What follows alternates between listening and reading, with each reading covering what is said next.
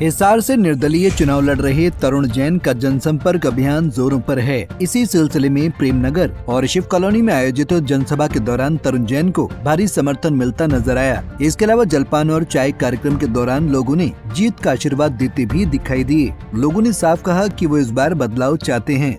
इस दौरान तरुण जैन अपने दोस्तों और समर्थकों के साथ ढंडूर स्थित गौशाला में भी पहुंचे, जहां उन्होंने गायों की सेवा की और गौशाला का अवलोकन किया।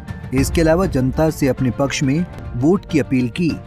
हम चुनाव प्रचार कर रहे हैं, लगातार हम जनता के बीच में जा रहे हैं, लगातार हम जनता को समझा रहे हैं कि 5 तारीख को अपना कीमती वोट गलत जगह ना दे, क्योंकि उनका कीमती वोट अगले 5 साल की दिशा तय करेगा शहर की। फिलहाल आपने भाषण के दौरान कहा कि अगर काम नहीं किया तो आपकी जुत्ती। बिल्कुल, मैं ये बात बोल रहा हूँ कि अगर 5 साल बाद मैं अगर इनके बीच में आऊँ तो नज़र से नज़र मिला के बात करूँ। अगर मैं गलत करूँ तो इनका जूता होगा, मेरा सर होगा। ये विकास के दावे तो बहुत से नेता करते हैं। मैं विकास के दावे नहीं कर रहा, मैं टेक्निकल चीज़ों की बातें कर रहा हूँ। मैं ये बात कर रहा हूँ कि मैं आप लोगों के बीच में रहूँगा, मैं जीतूँ या हारूँ वो अलग बात है, लेकिन मैं ये बात बोल रहा हूँ हमारे शहर के लिए, हमारी शहर की जनता के लिए, उसके भविष्य के लिए हमें सही आदमी को चुनना है, गलत आदमी को नहीं चुनना। डॉक्टर कमल गुप्ता भी दावा करते हुए 5 साल जनता के बीच में रहे, 10 साल। वो जब बने थे तो उससे पहले बोलते थे कि मैं 1 तारीख को 1 नंबर वार्ड में जाऊंगा, 2 तारीख को 2 नंबर वार्ड में जाऊंगा, 3 तारीख को 3 नंबर वार्ड में जाऊंगा। तो आप हिसार की जनता से पूछ सकते हैं कि वो कौन सी तारीख को कौन से वार्ड में गए हैं, या अब हिसार की जनता आपको बता देगी।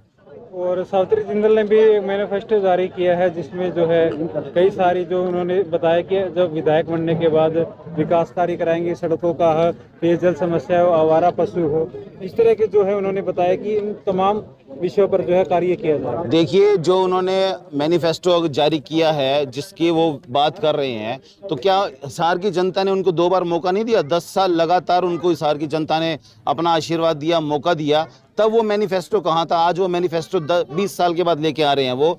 तब उनके पास सरकार थी, ताकत थी, मंत्री थे, तब उन्होंने हिसार की जनता के लिए क्यों नहीं सेवा करी, क्यों नहीं काम किए? अगर उन्होंने काम किए होते तो फिर वो 2014 में चुनाव क्यों हार गए? तो फिलहाल अब आगामी आपकी क्या रणनीति है, किस तरह से आप तो मेरी रणनीति यही है कि मैं जनता के बीच में जाऊं, जनता का आशीर्वाद मांगूं, उनका समर्थन मांगूं, और जनता मुझे समर्थन देती है तो उनके बीच में रहूंगा, अगर मेरे को समर्थन नहीं मिलता तो भी मैं उनके बीच में रहूंगा। वहीं तरुण जैन ने कहा कि सालों तक विधायक और मंत्री की कुर्सी पर आसीन रहने वाले नेता अब जन सुविधाएं उपलब्ध करवाने के वादे कर रहे हैं। असलियत तो ये है कि जनता उनसे पूछ रही है कि पहले उन्हें विकास कार्यों की क्यों याद नहीं आई, अब चुनाव आते ही जनता की भलाई का राग क्यों अलापने लगे हैं। जैन ने कहा कि मूलभूत सुविधाएं हर नागरिक का अधिकार है, लेकिन शहरवासियों को इससे भी वंचित रखा जाता रहा है। लेकिन अब जनता समझ चुकी है उन्हें अनदेखी करने वालों को कैसे सबक सिखाना है। हिसार से विनोद सैनी, पंजाब केसरी टीवी। हमसे जुड़े रहने के लिए हमारे YouTube चैनल को सब्सक्राइब करें और नई वीडियो की नोटिफिकेशन के लिए बेल आइकॉन को दबाएं। अगर आप ये वीडियो Facebook पर देख रहे हैं तो लाइक जरूर करें और ज्यादा से ज्यादा शेयर करें। धन्यवाद।